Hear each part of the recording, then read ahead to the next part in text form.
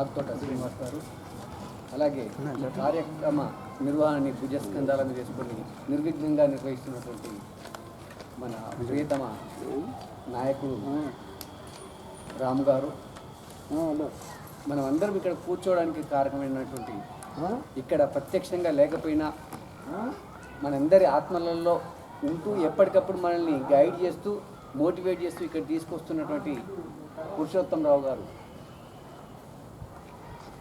నేను గతంలో 2 సార్లు వచ్చిన, మళ్ళీ ఇది 3వ రావటము. మీలాంటి విజ్ఞులతో ఇంటరాక్ట్ అయ్యి నన్ను నేను రిఫ్రెష్ చేసుకోవడానికి, మీ నుంచి నేర్చుకోవడానికి మాత్రమే వచ్చాను, మీకు ఏదో చెప్దామని కాదు. అయితే రావడంలో ఇంకొక అంశం ఉన్నది. నేను 3 సంవత్సరాల క్రితం ఒకసారి వచ్చాను. వచ్చినప్పుడు ఒక సూచన చేశాను, బహుశా రామ్ గారికి గుర్తుంటుంది, శ్రీనివాస్ గారికి కూడా గుర్తుంటుంది, మీకు కూడా గుర్తుంటుంది. వికేంద్రీకరణ జరగాలి. ప్రజాస్వామ్యం యొక్క ముఖ్య లక్షణం ఏంటంటే వికేంద్రీకరణ. అప్పుడు 10 జిల్లాలు ఉన్నాయి. 10 జిల్లా కేంద్రాలలో మనం ఇట్లాంటి చర్చలు పెట్టాలి. అది పెట్టడం మూలాన ప్రజల దగ్గరికి మనం పోయే అవకాశం ఉంటుంది. ఇక్కడ నిజంగా 263 ఈ రోజుతోటి సదస్సులు నిర్వహించుకోవడం అనేది చాలా గొప్ప విషయం. 50 నుంచి 100 మంది ఆడియన్స్ వస్తున్నారు. కొందరు రారు, కొందరు వస్తారు. అంటే గుళ్ళో పూజ శనివారం జరిగితే, శుక్రవారం మస్జిద్లో నమాజ్ జరిగితే, ఆదివారం చర్చిలో బోధనలు జరుగుతాయి. అది ఎవరు వచ్చినా ఎవరు రాకపోయినా కూడా జరుగుతాయి అంతే. ప్రతి శుక్రవారం, ఈరోజు మా ఇంట్లో ఎవరైనా చనిపోయారు లేదా పెళ్లికి పోయినా ఇంకో చోట పోయినా, ప్రతి శుక్రవారం మస్జిద్ పోయి నమాజ్ చేసుకోవచ్చు.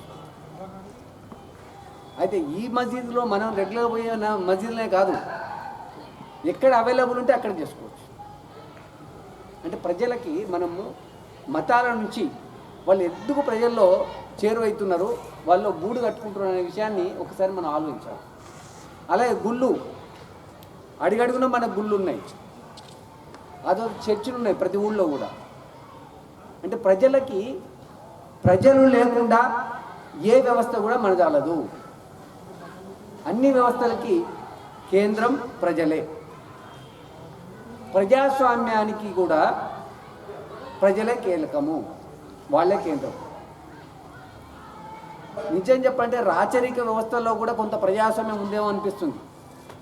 ఎందుకంటే ప్రజల అభిప్రాయాల్ని, ప్రజల అవసరాలని, ప్రజల కష్టాలని, ఈతి బాధలను తెలుసుకోవడానికి స్వయంగా రాజే మారువేషంలో వచ్చి ఫీడ్బ్యాక్ తీసుకునేవాడు, లేదా వాళ్ళ వేగులను పంపించి వేగుల ద్వారా కూడా రిపోర్ట్స్ తెప్పించుకునేవాడు. ఇప్పుడు ప్రజల అవసరాలని, ప్రజల బలహీనతల్ని, వాటిని వేగుల ద్వారా కానీ వాళ్ళు కూడా స్వయంగా తెలుసుకొని ఎట్లా మ్యానిపులేట్ చేసి ప్రజాస్వామ్యాన్ని కూని చేయొచ్చో అంత గొప్పటి మేధావితనం కూడా మన వాళ్ళు పాల్గొని సంపాదించుకున్నారు. అయితే మిత్రులారా, నాకు ఒక చిన్న డౌట్, మీరు అన్యత భావించకపోతే నేను అడుగుతాను. 262 వారాలు మనం కంప్లీట్ చేసుకున్నాం కదా, మీరు ఈ 260 కార్యక్రమాల్లో మీరు నేర్చుకొని, మీరు విని ఏమి అమలు చేసిండ్రు, ఎందుకు ఇక్కడికి వస్తున్నారు, ఇది నాకు చిన్న డౌట్ ఉంది. నిజంగా 262 కార్యక్రమాలు మనం చేయడం గొప్ప, ఎవరు వచ్చినా ఎవరు రాకపోయినా కంటిన్యూ అవుతుంది. కానీ మనం వచ్చి నేర్చుకున్న జ్ఞానాన్ని ఏం చేస్తున్నాం సార్, చెప్పండి. కార్యక్రమాలు వర్ధనపేటలో చేసినాం సార్. దాదాపు 350 మంది వచ్చారు. ఓకే. ఒక డైస్ అయితే ఏర్పడ్డది. ప్రజలల్లా మనం ప్రశ్నిస్తామురా అని చెప్పిండు.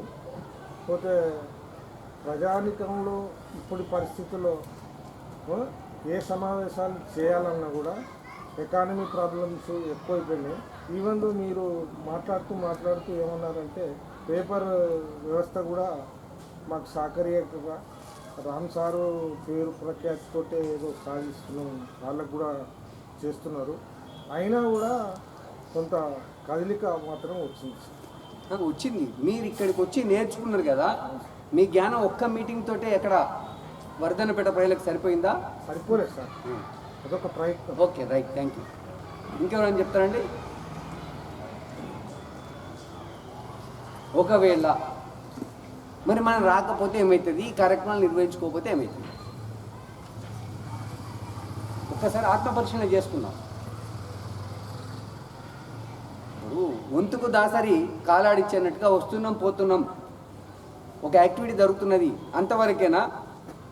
దీన్ని ప్రజల్లో ఆచరించేటట్టు, ప్రజల్లో అమలయ్యేటట్టు, ప్రభుత్వాలు అమలు చేసేటట్టు ఏమన్నా మనం ప్రెషర్ కానీ ఇన్ఫ్లుయెన్స్ కానీ చేయగలమా?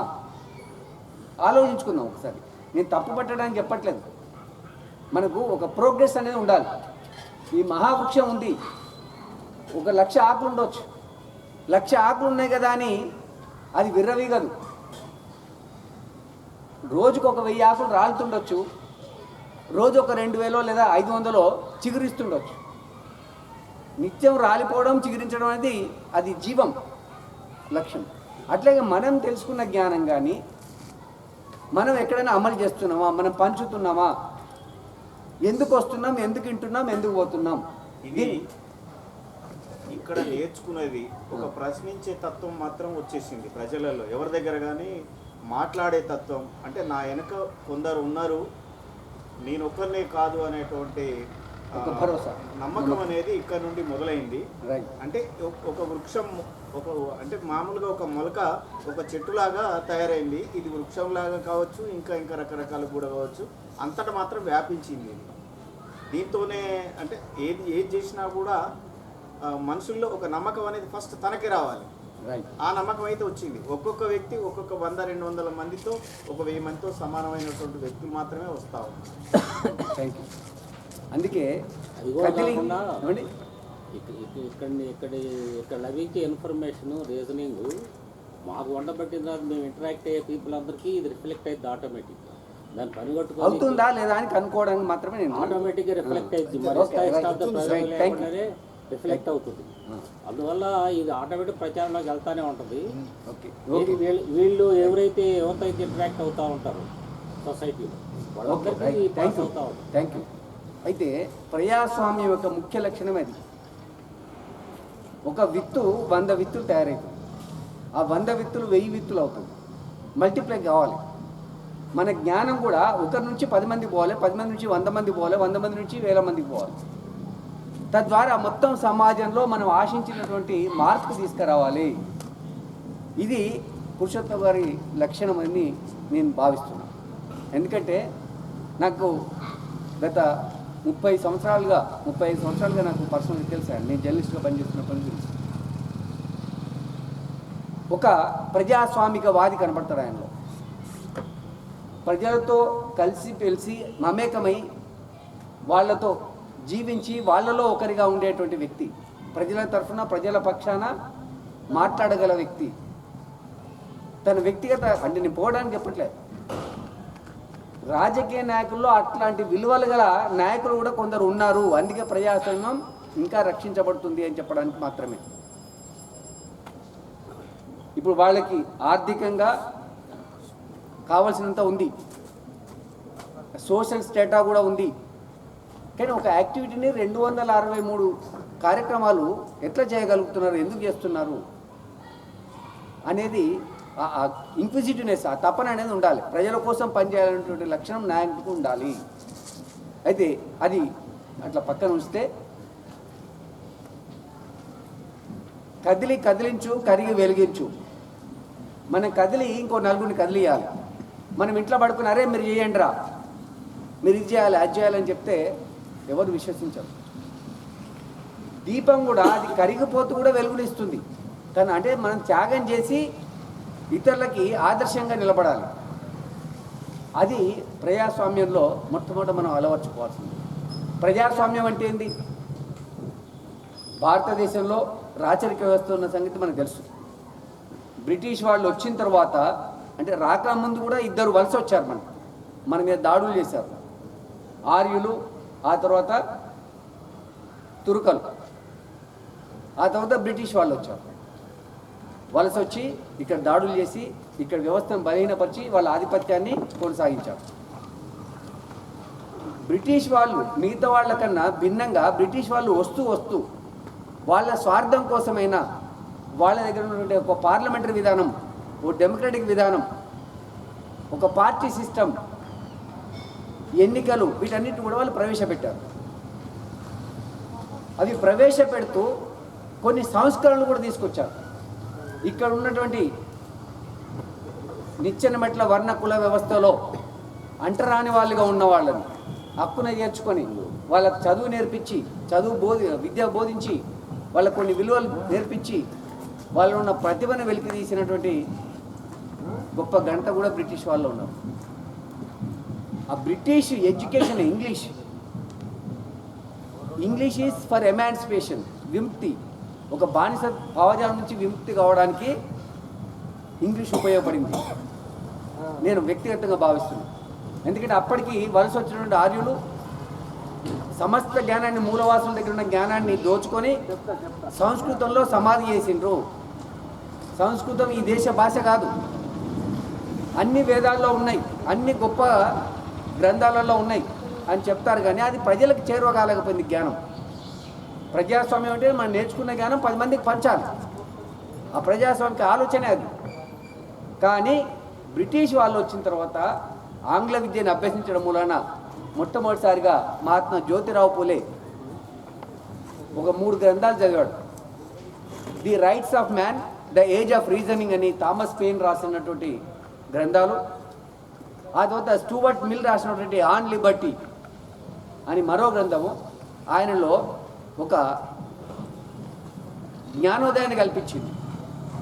ప్రపంచవ్యాప్తంగా జరిగిన మానవ హక్కుల ఉద్యమాలు, సమకాలీన ఉద్యమాలు, స్వేచ్ఛా స్వాతంత్రాల కోసం పోరాడినటువంటి పరిస్థితులు, వారినెట్ని అవలోకనం చేసుకొని ఒక్కసారి భారత సమాజం వైపు ఆయన పరిశీలించాడు. పరిశీలించినప్పుడు అసలు ఇక్కడ వీళ్ళు మనుషులైతే కదా మానవ హక్కుల గురించి మాట్లాడాల్సింది, వీళ్ళని మనుషులనే పరిగణించట్లేదు. ఈ మనుధర్మ వ్యవస్థలో నిచ్చెనమెట్ల వర్ణకుల వ్యవస్థలో మనుషులుగా కూడా వాళ్ళని భావించట్లే. కావలి కుక్కల కన్నా కడిహీనంగా దూరంగా పెట్టారు. పశువులను చెరువులో కడుతారు కానీ ఆ చెరువులో పోయి మంచినీళ్ళు ముంచుకొని తాగేటువంటి పరిస్థితి లేదు. అందుకే మహార్ చెరువు మీద పెద్ద ఉద్యమం అంబేద్కర్ చేశాడు. సో ఇట్లాంటి పరిస్థితుల్ని ఇంగ్లీష్ విద్య నేర్చుకొని పూలే, ఆ తర్వాత అంబేద్కర్ ప్రపంచంలో జరిగినటువంటి ఉద్యమాలని, ప్రపంచంలో ఉన్నటువంటి విజ్ఞానాన్ని అనేక పుస్తకాల ద్వారా అవగాహన చేసుకొని మనకు ఒక ఉన్నతమైన ప్రజాస్వామ్య వ్యవస్థని తీసుకురావాలి, ఉన్నతమైన ప్రజాస్వామిక వ్యవస్థను అమలు చేయడానికి ఒక రాజ్యాంగం ఉండాలి అని, ఆ రాజ్యాంగంలో ఏ వ్యవస్థలు ఉండాలి అని వీటన్నిటిని అధ్యయనం చేసి రాజ్యాంగ నిర్మాణ కమిటీ ఏర్పాటు చేసుకున్నాం. ఆ కమిటీకి బాబాసాహెబ్ అంబేద్కర్ని అధ్యక్షునిగా చేసుకున్నాం. ఆయన పరిశీలించి అనేక దేశాల్లో ఉన్నటువంటి ప్రజాస్వామిక వ్యవస్థల్ని, రాజ్యాంగాల్ని అవపోసన పెట్టి కలెక్టివ్గా మిగతా వాళ్ళ అభిప్రాయాలన్నిటిని కూడా విని తాను రచనకు పూనుకున్నాడు. ఈ భారత రాజ్యాంగంలో మనం ప్రభుత్వం నిర్వహించుకోవడానికి 3 ప్రధాన విభాగాలు ఉన్నాయి. దానికన్నా ముందు ప్రజాస్వామ్యం అంటే అమెరికన్ మాజీ ప్రెసిడెంట్ అబ్రహాం లింకన్ చాలా అద్భుతమైన నిర్వచనం ఇచ్చిండు. అదే స్టాండర్డ్, అంతకన్నా గొప్పగా నిర్వచనం లేదు. ప్రజల చేత, ప్రజల కోసం, ప్రజలే పరిపాలించుకోవడం, అది ప్రజాస్వామ్యం అన్నారు. అయితే భారత రాజ్యాంగాన్ని జాతికి అంకితం ఇచ్చిన తర్వాత నెహ్రూ, పటేల్, రాజేంద్ర ప్రసాద్ అలాంటి పెద్దవాళ్ళకి సమక్షంలో కంప్లీట్ అయిన రాజ్యాంగాన్ని ఇచ్చి బాబాసాహెబ్ అంబేద్కర్ పార్లమెంట్ నుంచి బయటకు వస్తున్నాడు. చాలా గర్వంగా నవ్వుకుంటూ వస్తున్నాడు, ముసిముసిగా మందహాసం చేసుకుంటూ వస్తున్నాడు. అదే సమయంలో ఆచార్య కృపలాని మరో మేధావి పార్లమెంట్ లోపలికి ప్రవేశిస్తున్నాడు. ఎదురెదురుపడ్డాడు. అప్పుడు కృపలాని అన్నాడు, ఏమంటే అంబేద్కర్ గారు, నేను చూసినంత కాలం నుంచి ఇంత సంతోషంగా మీరు ఎప్పుడు కనిపించలే. మిమ్మల్ని ఇంత సంతోషంగా ఉండడం నేను ఎప్పుడు చూడలే. అసలు కారణం ఏంది ఒకసారి చెప్తారా అంటే, అవును ఈరోజు నాకు చాలా సంతోషంగా ఉందని అంబేద్కర్ చెప్పాడు. ఎంత సంతోషం ఉందంటే నా జీవితంలో నేను అంత సంతోషం ఇప్పటివరకు పొందలేదని కూడా చెప్పాడు ఆయన. ఎందుకు అని అడిగితే, నిన్నటి వరకు ఈ దేశాన్ని పరిపాలించిన పాలకులు రాణుల కడుపుల్లోంచి పుట్టారు. ఈ రోజు నుంచి ఈ దేశ పాలకులు బ్యాలెట్ బాక్సులలో పుడతారని చెప్పారు. ఎక్కడ పుడతారు? Ballot box. కేసీఆర్కి అమ్మనాయన ఉండొచ్చు, గజ్వేల్ ఎమ్మెల్యేకి అమ్మనాయన ఎవరు? మోడీకి అమ్మనాయన ఉండొచ్చు, వారణాసి ఎంపీకి అమ్మనాయన ఎవరు? ప్రజల ఓట్లకు పుట్టేటువంటి పదవులు. ఏ పదవి ఎట్లా పుడుతుందని భారత రాజ్యాంగం నిర్వచించింది, డిజైన్ చేసింది. సో ఈ ప్రజాస్వామ్య వ్యవస్థలో భారత ప్రభుత్వం కానీ రాష్ట్ర ప్రభుత్వం కానీ చూసుకుంటే 3 విభాగాలు ఉన్నాయి. ఒకటి శాసన వ్యవస్థ, రెండవది కార్యనిర్వాహక వ్యవస్థ, మూడవది న్యాయ వ్యవస్థ, ఆ తర్వాత మిగతా వ్యవస్థలు ఉన్నాయి. ఈ 3 వ్యవస్థలు సరిగా పనిచేయనప్పుడు ప్రజల పక్షాన నిలబడి ప్రజాస్వామిక గొంతుకను విప్పి, అది మీడియా వ్యవస్థ, పత్రికా వ్యవస్థ. ఈ 3 వ్యవస్థలు సక్రమంగా పనిచేయనప్పుడు ఎప్పటికప్పుడు ప్రజల పక్షాన వకాల్తా పుచ్చుకొని ప్రజాస్వామ్యాన్ని పరిరక్షించడం కోసం ప్రజల గొంతుకగా ముందుకొచ్చేటువంటి వ్యవస్థ. అయితే ఈ 4 వ్యవస్థలు కూడా రాను కరప్ట్ అయిపోయినాయి అనేది మన పరిశీలనలో తెలుస్తుంది, మన అనుభవంలో తెలుస్తుంది. న్యాయ వ్యవస్థ కూడా కరప్ట్ అయిందని మనం చెప్పడం కాదు, ఉన్నత కోర్టు, ఉన్నత న్యాయస్థానం యొక్క జడ్జిలే వాళ్ళే బహిరంగంగా వచ్చి ప్రెస్ కాన్ఫరెన్స్ పెట్టి చెప్పినటువంటి సందర్భాలు. అయితే స్వతంత్రం వచ్చి 47 నుంచి 51 వరకు ఎన్నికలు జరిగే వరకు మనకున్న ప్రభుత్వాలని పక్కన పెట్టి 51 నుంచి ఇప్పటి వరకు 16 సార్లు లోక్సభకి ఎన్నికలు జరిగాయి. ఇప్పుడు రేపు 17వసారి జరగబోతున్నాయి. ఈ ఎన్నికలు ఎందుకు చేసుకుంటున్నాం? ప్రజాస్వామ్యంలో శాసన వ్యవస్థకి అత్యంత గౌరవం, ఉన్నత స్థాయి, పవర్, అధికారం ఎందుకున్నది? ఈ దేశాన్ని మనం పరిపాలించుకోవడానికి మనమే చట్టాలు తయారు చేసుకుంటాం. ప్రజలకు ఎప్పటికీ ఏం అవసరం ఉంటుందో ఆయా సందర్భాల్లో వచ్చే అవసరాలని వాటిని చట్టం తయారు చేసుకుని వాటిని అమలు చేసుకోవడానికి మన రాజ్యాంగం అనుకూలంగా ఉంది. నిజానికి భారత రాజ్యాంగం అనేది ఫ్లెక్సిబుల్, రిజిడ్ కాదు. ఎప్పటికప్పుడు అటు ఇప్పటివరకు 124 సార్లు సవరణ చేసుకున్నాం భారత రాజ్యాంగాన్ని.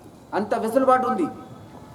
అయితే ఈ రాజ్యాంగంలో ఉన్న అంశాలని కానీ లేదా మనం మార్చుకున్న అంశాలని కానీ వాటి అమలు తీరు ఎట్లా ఉన్నది, అమలు చేయాల్సింది ఎవరు?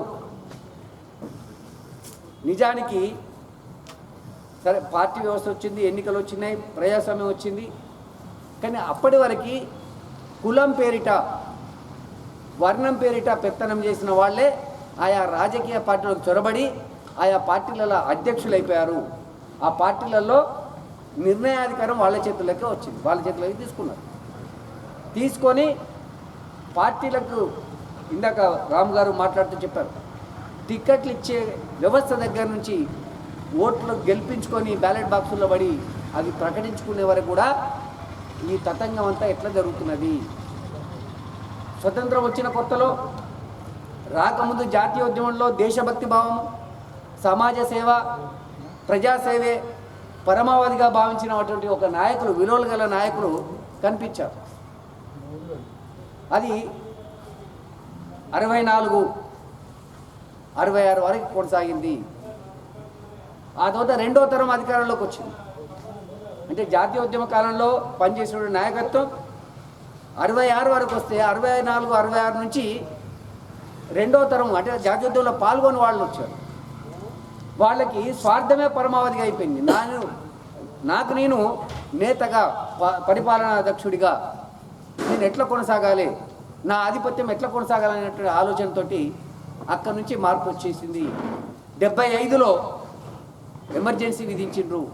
ఎమర్జెన్సీలో ప్రజాస్వామిక హక్కులన్నీ కూడా కాలు రాసేసారు. అప్పుడు తిరుగుబాటు వచ్చింది ప్రజల్లోంచి, నాయకుల్లోంచి, దేశభక్తుల నుంచి, సోషలిస్టుల నుంచి, ప్రజాస్వామికవాదుల నుంచి తిరుగుబాటు వచ్చేసి వాళ్ళు ప్రజల్లోకి మళ్ళీ వీధుల్లోకి పోయినరు, మళ్ళీ బజార్లో పోయినరు, ప్రజల్ని మేల్కొల్పినరు. ఇది అన్యాయం, దుర్మార్గం. ప్రజాస్వామ్యంలో ఉన్నటువంటి రాజ్యాంగబద్ధమైన వ్యవస్థలన్నిటిని నిర్వీర్యం చేసి వాటిని నామమాత్రం చేసి ఏమాత్రం పని చేయకుండా ఎమర్జెన్సీని ఇంపోజ్ చేసి ఈ విధంగా చేశారని వాళ్ళు మళ్ళీ ప్రజల్లోకి పోతే ప్రజలు, ప్రజాస్వామికవాదులు ఆలోచించి వాళ్ళకు పట్టం కట్టారు. కొన్నాళ్ళు వాళ్ళ పరిపాలన జరిగింది. మళ్ళీ 79-80 ఎన్నికల్లో అప్పటికి ఎమర్జెన్సీ విధించినటువంటి వాళ్ళే మళ్ళీ అధికారంలోకి రావడం మనం చూసినాం. అక్కడి నుంచి రోజు రోజుకి మార్పులు వస్తున్నాయి. ప్రజాస్వామ్యం అర్థం మారిపోతున్నది. అప్పటి వరకు దేశం కోసం, ప్రజల కోసం సేవ చేసే వాళ్ళకే టికెట్లు ఇచ్చారు. ఆ ప్రజల పట్ల కన్సర్న్ ఉన్న వాళ్ళకే టికెట్లు ఇచ్చారు. ప్రజలు కూడా అట్లాంటి వాళ్ళను తలకెత్తుకొని మోసి గెలిపించారు. నా చిన్నతనంలో నేను ఒక ఎన్నిక చూశాను ఎమర్జెన్సీ తర్వాత. అప్పుడు నేను 7-8వ తరగతి చదువుతున్నాను అంతే. అప్పుడు కాసాని నారాయణ అని తెలంగాణ సాయుధ పడగంలో దళనాయకుడు, జనగాంలో ఆయన ఎమ్మెల్యేగా పోటీ చేస్తే అప్పుడు ఇంత కమ్యూనికేషన్ వ్యవస్థ లేదు, ట్రాన్స్పోర్టేషన్ లేదు, ఎలక్ట్రిసిటీ కూడా ఊర్లలో లేదు. ప్రజలు కందీలలు పట్టుకొని పోయి ఇల్లులు తిరిగి, కాసాని నారాయణ ఊరికి పోలే, వాళ్ళే కందీలలు పట్టుకొని ప్రచారం చేసి ఓట్లు వేయించినటువంటి వ్యవస్థ ఉన్నది. ఇది ఒక అంటే ప్రతి నియోజకవర్గంలో దాదాపు అట్లాగే జరిగింది. నాయకులు అంటే ప్రజలకు ఒక ఆరాధ్య దైవంగా, ఒక ప్రేమించేటువంటి వ్యక్తిగా, మన కోసం పనిచేసేటువంటి వ్యక్తిగా ప్రజలు భావించిండ్రు. కానీ ఆ తర్వాత రాను ఏమైంది, ఆయా కులాలను చేరదీసి అప్పటి వరకు వాళ్ళకు సారా పోసడో లేదా ఇంకా టిఫిన్లు ఇట్లాంటివి ఏమన్నా సర్దుబాట్లు చేసుడు మాత్రమే జరిగింది. అది 80లో కొనసాగింది. 90లోకి వచ్చే వరకు గ్లోబలైజేషన్ నేపథ్యంలో అప్పుడు డబ్బు కీలకమైన పాత్ర పోషించింది. ప్రజాస్వామ్య వ్యవస్థల్ని నిర్వీర్యం చేసింది. అప్పటి నుంచి వాళ్ళకి డబ్బులు ఇవ్వడము అలవాటు చేశారు. ముఖ్యంగా అదే కాలంలో భారతదేశంలో ప్రజాస్వామ్యము, ఎన్నికలు, ఓట్లలో విధానంలో ఒక విప్లవాత్మకమైన మార్పు వచ్చింది. అదేంటంటే కాన్షీరామ్ అనేటువంటి వ్యక్తి ఓట్ హమారా రాజ్ తుమారా నై చెలేగా అని ఒక బహుజన సిద్ధాంతాన్ని, అంటే అంబేద్కర్ ఆలోచన విధానం కొనసాగింపే. అంబేద్కర్ ఒక రాజకీయ పార్టీ పెట్టిండు, షెడ్యూల్ కాస్ట్ ఫెడరేషన్ అని, ఇండియన్ లేబర్ పార్టీ అని, ఆ తర్వాత రిపబ్లిక్ పార్టీ, దానికి మొత్తం కాన్స్టిట్యూషన్ అన్నీ రాసిండు. కానీ తను నిర్వహించకముందే ఆయన చనిపోయాడు. ఆ పార్టీని రిజిస్ట్రేషన్ చేసి అన్నీ తీసుకురాకముందు. తర్వాత రిజిస్ట్రేషన్ అయినా కూడా మహారాష్ట్రలో ఉన్నటువంటి అంబేద్కరిస్టులు వీళ్ళు ఏమాత్రం కూడా దీన్ని ముందుకు తీసుకుపోరు. ఎందుకు కాన్షీరామ్ చెప్తున్నాం అంటే ప్రజాస్వామ్యంలో మెజారిటీ బై మైనారిటీ, మెజారిటీ ఓట్లు ఎవరికి వస్తే వాళ్ళే పరిపాలకులు అవుతున్నారు. ఆ పార్టీ రాజకీయంలో అధికారంలోకి వస్తున్నది. మరి ఓట్లు మాయ అయితే మీరెట్లా సీట్లు వస్తాయి? ఇది మళ్ళీ ఒక రాచరిక వ్యవస్థ లేదా ఒక ఏమంటాం మనం, ఒక రకంగా దొరతనం, అది కొనసాగడం అనేది కరెక్ట్ కాదని ప్రశ్నించింది. ఓట్లు ఎవరికి ఎన్ని ఉన్నాయి? ఎందుకంటే ఓట్లను బట్టే కదా ఎవరికి ఎన్ని ఓట్లు వస్తున్నాయి, వాళ్ళే గెలుస్తున్నారు. ఒక్క ఓటు తేడాతో కూడా ఓడిపోయినటువంటి సందర్భాలు ఉన్నాయి. కనుక ఆ పరిస్థితి 50 సంవత్సరాల వరకు కొనసాగినాక మొట్టమొదటిసారిగా భారత ప్రజాస్వామ్య వ్యవస్థని, రాజకీయ వ్యవస్థని కుదిపేసినటువంటి ఒక నినాదం ఏంటంటే ఓట్లు మాయ అయితే సీట్లు మీయా అనేటువంటి ఒక నినాదం. దాంతో అందరిలో ఒక ఆలోచన వచ్చింది.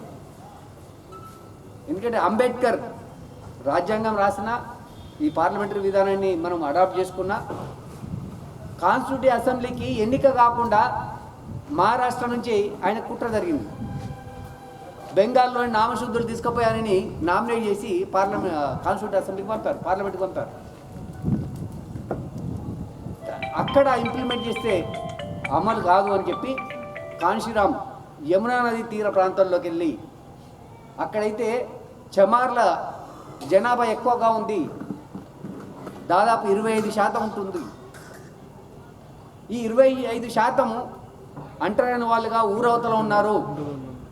వాళ్ళకి నేను బోధించి చూస్తే ఏ విధంగా ఉంటుంది? 25% ఉన్న వాళ్ళు పరిపాలించాల్సిన అవసరం ఉన్నది కదా ప్రజాస్వామ్యంలో అని చెప్పి మొట్టమొదటిసారిగా ఆయన ఒక ప్రయోగం చేసింది. 93లో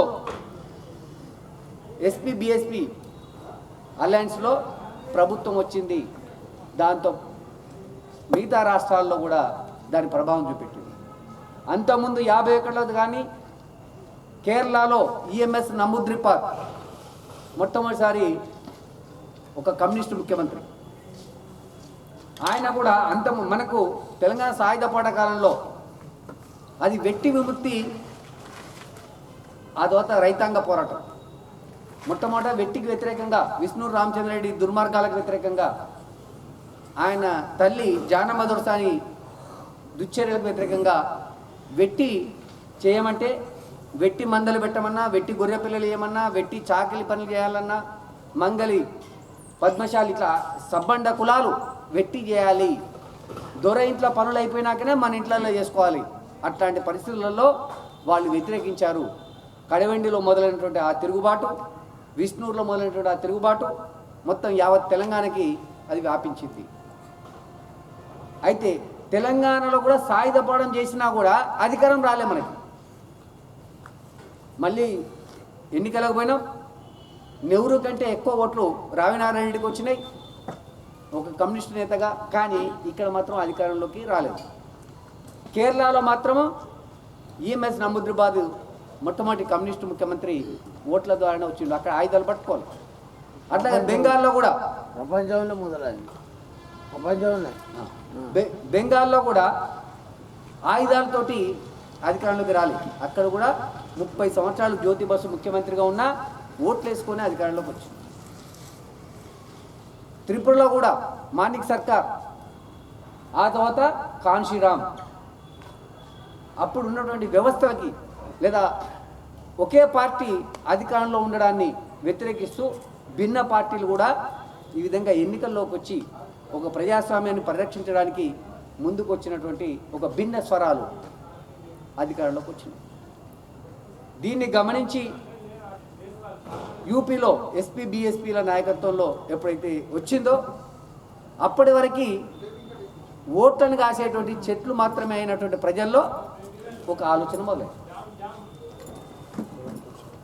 గద్దర్ కూడా తన పాటలో చెప్తుంటాడు, ఓట్ల కోసం వస్తే చూటిగా చెప్పండి, పుట్టి బుద్ధి ఎరిగినాం, మా మంచి కోరేటి మనిషి లేడు, ఓట్లను కాసేటి చెట్ల మోజినాం, నిజంగా మీరు చెప్తే ఓట్ల కోసం వస్తే సూటిగా చెప్పమంటాడు. అంటే ప్రజల్ని ఓట్లకు మాత్రమే, ఒక వ్యక్తి కనబడితే ఆ వ్యక్తిని మనిషిగా గుర్తించకపోయేది ఓటు. ఈయన ఒక ఓటు, ఈయనతో మంచిగుంటే ఆ ఓటు నాకు పడుతుంది. అట్లాంటి అభిప్రాయంలో ఉన్నవాళ్ళు హరిజన గిరిజన అని కేవలం కొంతమందిని చేరదీసి, ఎందుకు హరిజన గిరిజన అంటే భారత రాజ్యాంగంలో చట్టసభలలో ఎస్సీ ఎస్టీలకు రిజర్వేషన్లు ఉన్నాయి, వాళ్ళు ఎవరినో ఒకరిని ఆ స్థానంలో పెట్టాలి మన పార్టీ తరఫున. అందుకని వాళ్లకు చేరువగా ఉన్నవాళ్ళు, వాళ్ళ చేలగాళ్ళు, చేల అంటే అనుచరులు, పప్పెట్స్, తోలు బొమ్మలు, చెప్పు చేతుల్లో ఉండేవాళ్ళు, అట్లాంటి వాళ్ళని స్వీకరించి ఆ ఎన్నికల్లో నిలబెట్టి ఖర్చులన్నీ కూడా వాళ్ళే పెట్టుకునేవాళ్ళు. ఇంకా అది భారత రాజ్యాంగంలో వాళ్ళకి రిజర్వేషన్ ఇచ్చింది. మెజారిటీగా ఉన్న బీసీలని ఉపేక్షించారు.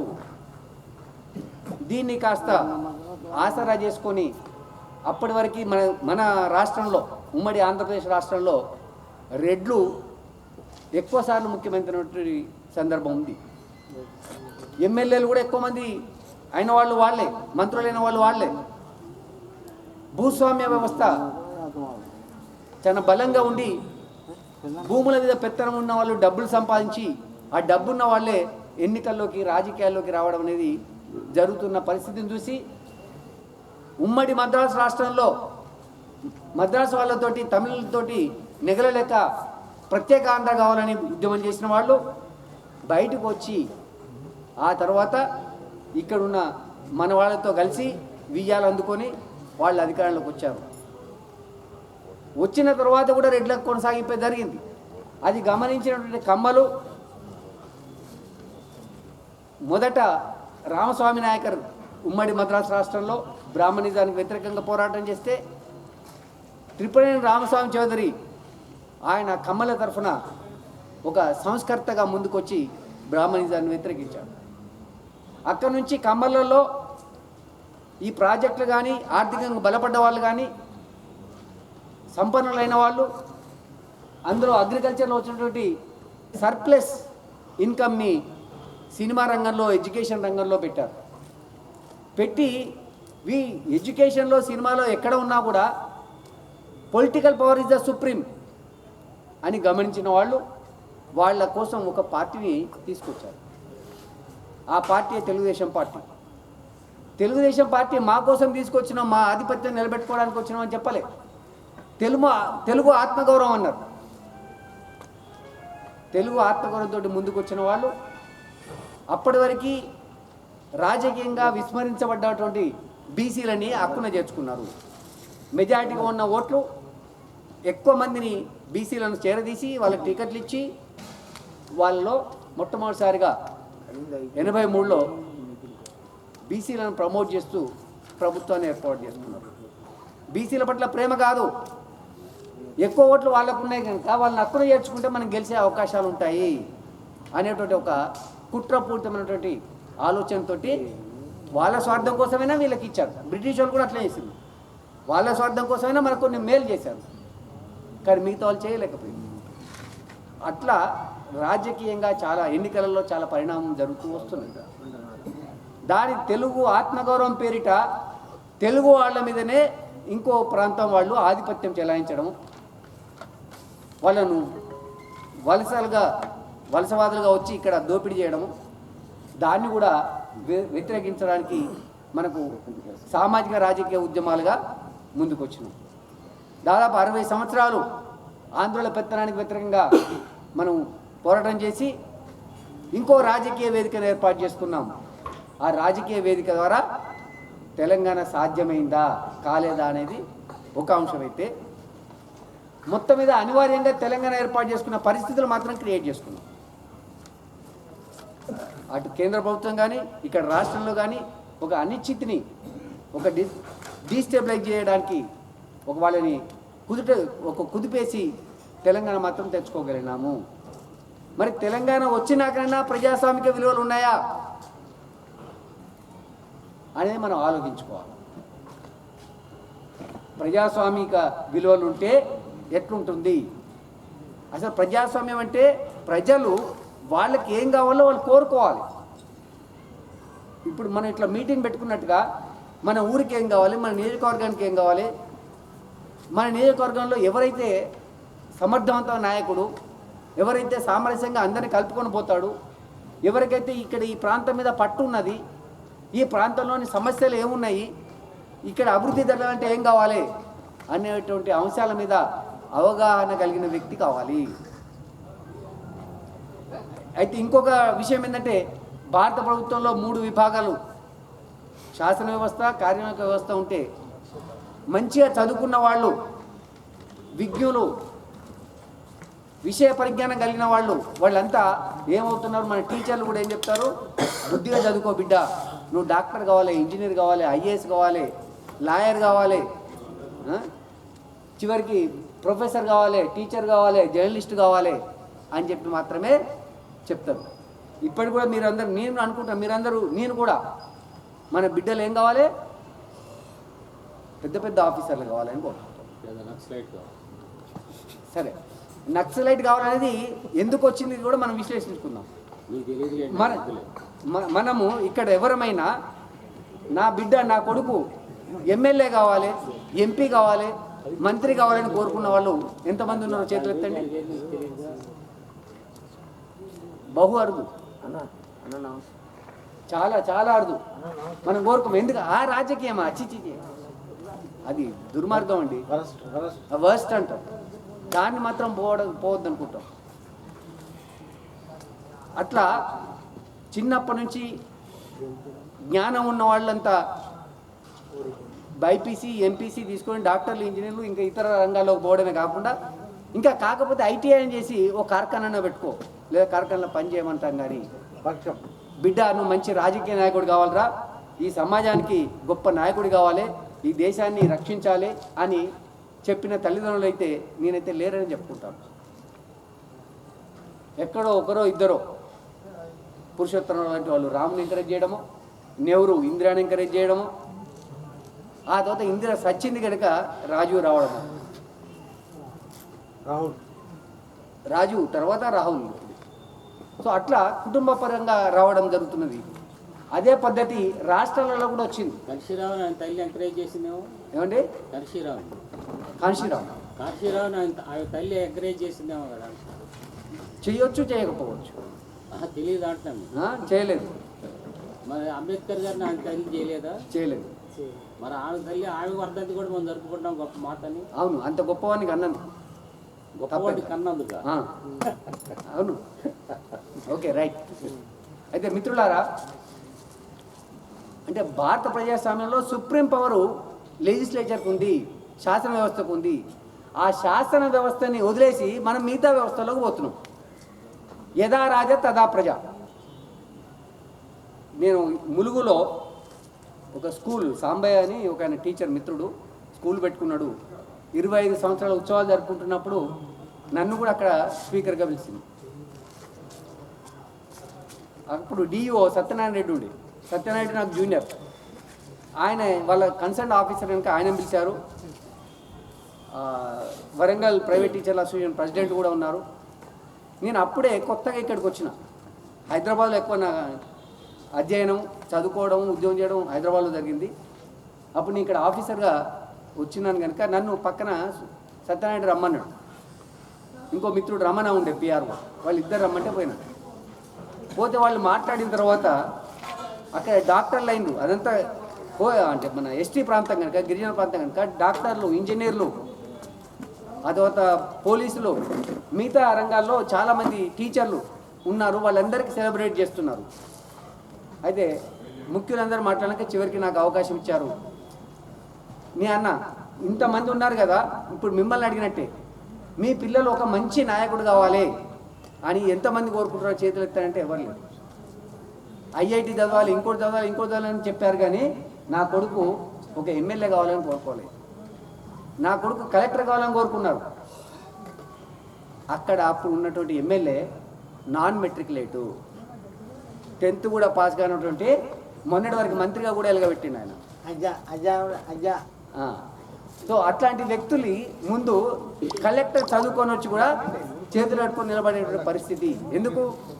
శాసన వ్యవస్థ మొదటిది, దానికంత బలం ఉన్నది. ఆ తర్వాత కార్యనిర్వాహక వ్యవస్థ. ఎంత జ్ఞానవంతుడైనా కలెక్టర్ కావాలంటే ఎంత చదువుకోవాలి, ఒక లాయర్ కావాలంటే ఎంత చదువుకోవాలి, ఆ తర్వాత ఏ ఉద్యోగంలోకి పోవాలన్నా ఎంత చదువుకోవాలి, ఎంత కష్టపడాలి, ఎంత భాషా పరిజ్ఞానాన్ని, ఎంత విషయ పరిజ్ఞానాన్ని పెంచుకోవాలి. వాడు 10th ఫెయిల్ అయినవాడు, ఇంటర్ ఫెయిల్ అయినవాడు, డిగ్రీ ఫెయిల్ అయినవాడు, 4 సార్లు ఫెయిల్ అయినవాడు, ఎందుకు పనికిరానోడు ఈ కాంట్రాక్ట్ ఆ కాంట్రాక్ట్ పెట్టి రౌడీయిజం చేసి కబ్జాలు పెట్టి భూములు అవన్నీ సంపాదించుకొని ఆస్తులు సంపాదించుకున్న వాడు ఎన్నికలకు పోతాడు. ఆ ఎన్నికల్లో కూడా గెలుపు గుర్రాలు అంటే డబ్బున్నోనికే టికెట్లు ఇవ్వడం అనేది రాజకీయ పార్టీలు కూడా ఎంకరేజ్ చేస్తున్నాయి కనుక అట్లాంటి వాళ్ళకే టికెట్ ఇస్తున్నారు. మరి వాళ్ళు ఎమ్మెల్యేలు అయితే, వాళ్ళు మంత్రులు అయితే వాళ్ళకు విషయ పరిజ్ఞానం ఉంటుందా? ఎట్లా మనం వాళ్ళు పరిపాలించగలుగుతారు?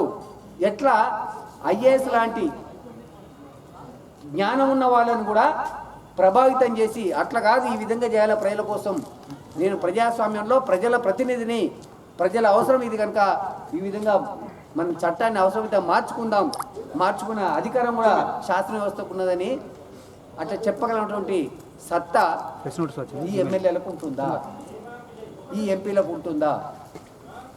అట్లా కాకుండా ఎప్పటికప్పుడు తమ ఆస్తులు ఎట్లా పెంచుకోవాలి, చట్టంలో ఉన్నటువంటి లోపాలు లొసుగులు ఏమైనా ఉంటే వాటికి తూట్లు పొడిచి ఇంకా ఎంత సంపాదించుకోవాలి అనే ఆలోచన ఉన్న వాళ్ళు మాత్రమే రాజకీయాల్లోకి వస్తున్నారు. మరి ఒకసారి నేను మెదక్లో పనిచేసేటప్పుడు కర్ణం రామచంద్రరావు హైయర్ ఎడ్యుకేషన్ మినిస్టర్గా పనిచేస్తున్నాడు. ఆయన కూడా నాన్ మెట్రికులేటెడ్. మొన్నటి వరకు స్మృతి ఇరానీ కూడా ఇంటర్మీడియట్ పాస్ కాలే. ఆమె కేంద్ర మానవ వనరుల వికాస మంత్రి.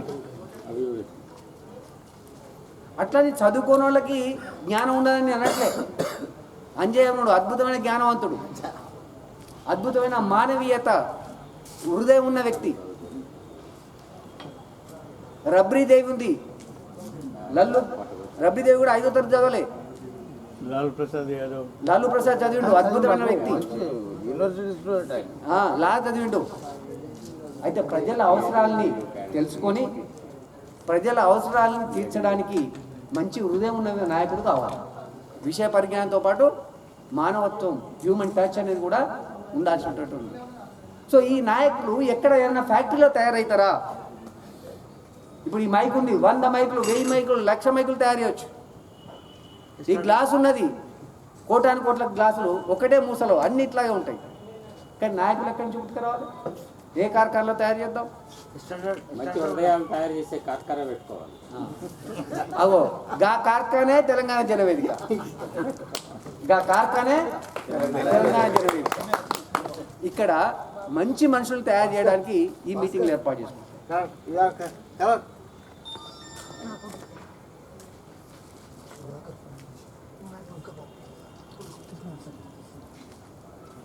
నేను 2000 సంవత్సరంలో మా ఊరు పాలకుర్తి గూడూరు చుక్కరామయ్య ఉన్నాడు కదా, ఐఐటి రామయ్య, ఆయనకు పోటీగా నేను స్కూల్ పెట్టినా.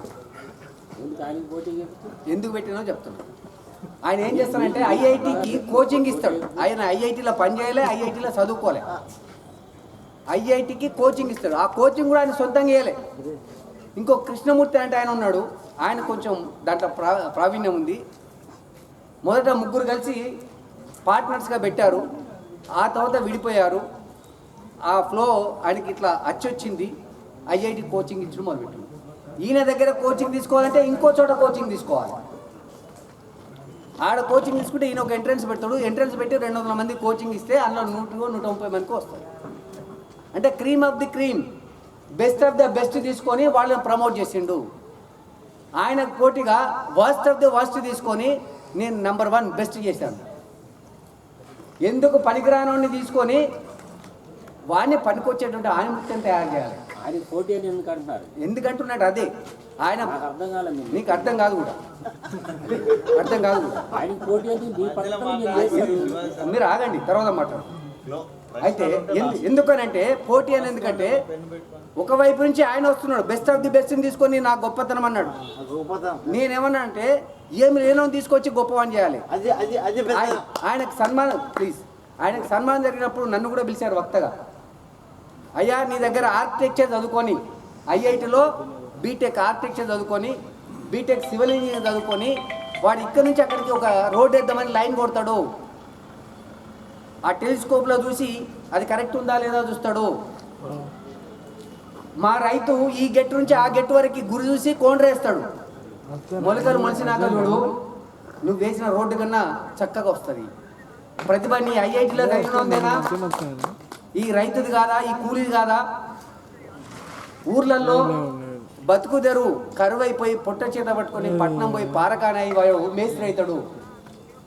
ఆర్కిటెక్చర్ ఇచ్చిన ప్లాన్కి వెంట్రుక వాసి తేడా లేకుండా వాడు బిల్డింగ్ కడతాడు. నీ ఆర్కిటెక్ట్ ఇంజనీర్దేనా ప్రతిభ? వీడిది కాదా? ప్రతిభ అంటే ఏంది నిర్వచించాలి అని చెప్పి ఆయన ప్రశ్నించింది. సచ్చిన గొడ్డును తీసుకొని 18 దశల్లో ప్రాసెసింగ్ చేసి చర్మాన్ని తయారు చేసేటువంటి చర్మకారుణ్ణి లంబడి కొడక చెప్పు తీసుకొని కొడతా అంటాడు. అయ్యా దొర, చెప్పు తీసుకొని కొడితే కొట్టు, కానీ చేతనైతే ఒక చెప్పు తయారు చేసి కొట్టు. చేతనైతే అంటే నువ్వు ఎప్పుడైతే చెప్పు చేస్తావో దాని విలువ తెలుస్తుంది. ఎవడైతే శ్రమ చేస్తాడో శ్రమ విలువ తెలుస్తుంది అని. అంటే ఉత్పత్తికి శ్రమకి దగ్గర ఉన్న వాళ్ళ ఆలోచన ఒక రకంగా ఉంటుంది, ఉత్పత్తికి దూరంగా ఉన్న వాళ్ళు స్వాహా చేసే వాళ్ళ ఆలోచన ఇంకో రకంగా ఉంటుంది. అందుకని ఐఐటి రామయ్య ఐఐటిలో చదవలేదు, ఐఐటిలో పని చేయలేదు, ఐఐటి వాళ్ళను తయారు చేయలేదు. మా ఊళ్ళో ఆయన 30 ఏళ్ళ నుంచి కోచింగ్ ఇస్తున్నాడు. మా ఊళ్ళో ఒక్కడు కూడా ఐఐటి ఎగ్జామ్ ఆయన కోచింగ్లో ఇవ్వలేదు, సీట్ ఇవ్వలేదు. ఇంకా మరి ఆయన ఏదో తెలియదు. ఓకే మిత్రులారా, ఎందుకంటే ప్రతిభని గుర్తించడంలో మన విజ్ఞులు ఫెయిల్ అవుతున్నారు. విజ్ఞులైన వాళ్ళు రాజకీయాల్లోకి రాకుండా తప్పించుకుంటున్నారు. అది కొంత వ్యక్తిగత స్వార్థం కావచ్చు. రెండోది అంటే మొదటి జనరేషన్లో చదువుకున్న వాళ్ళు ఒక జీవిత భద్రత, జాబ్ వస్తే రెగ్యులర్ ఇన్కమ్ ఉంటుంది అన్నోటి ఆలోచనతోటి అమ్మనైనా కష్టపడి చదివించారు కనుక మనం ఉద్యోగం చేయాలని పోవడం, ఇట్లాంటివి అయితే ఎందుకు పనికిరాని వాళ్ళు, తాత ముత్తాతలు సంపాదించిన వాళ్ళు, లేదా వీళ్ళు మ్యానిపులేట్ చేసి అక్రమాలు చేసి డబ్బులు వివిధ రూపాలలో కబ్జాలు ఇంకా రకరకాలుగా డబ్బులు సంపాదించుకున్న వాళ్ళు, పైరవీలు చేసుకున్న వాళ్ళు, చెంచాగిరి చేసిన వాళ్ళు రాజకీయాల్లోకి వచ్చి వాళ్ళు ఎమ్మెల్యేలు అవుతున్నారు, ఎంపీలు అవుతున్నారు. వాళ్ళ తప్పు కాదు, ఆ ప్లేస్లోకి మనం పోకపోవడం మన తప్పు. మనమే అయితే ఎందుకు పోలేకపోతున్నాం అది ఆలోచించుకోవాలి. ఎందుకంటే యథా రాజా తదా ప్రజ. ఆ సీటు మీద వెధ ఉంటే వెధవనే నడుస్తుంది, మంచిగా ఉంటే మంచిగా నడుస్తుంది. అది ఆలోచించుకోవాల్సినటువంటి అవసరం ఇవాళ ప్రతి ఒక్క పౌరుడి మీద ఉన్నది. మనం పోకపోవచ్చు, మన ప్రతినిధిగా ఒక మంచోడిని పెట్టాలి. మంచోడిని పెట్టకుండా ఎవరైనా వెధవలను పెట్టి డబ్బులతోటి ఓట్లు కొనుక్కుంటామంటే వాళ్ళకి బుద్ధి చెప్పాల్సిన అవసరం కూడా ఉన్నది. అయితే మళ్ళీ అంబేద్కర్ దగ్గరికి వద్దాం. భారత రాజ్యాంగం గుర్తించినటువంటి హక్కులు, ప్రాథమిక హక్కులు. భారత రాజ్యాంగం ఇవ్వలే మనకు హక్కులు, ప్రజాస్వామిక హక్కుల్ని, ప్రాథమిక హక్కుల్ని భారత రాజ్యాంగం గుర్తించింది. ఆ గుర్తించినటువంటి హక్కుల్ని మనం ఏ విధంగా వాడుకుంటున్నాం? ప్లీజ్ మీరు అయితే అది వాటిని వాడుకో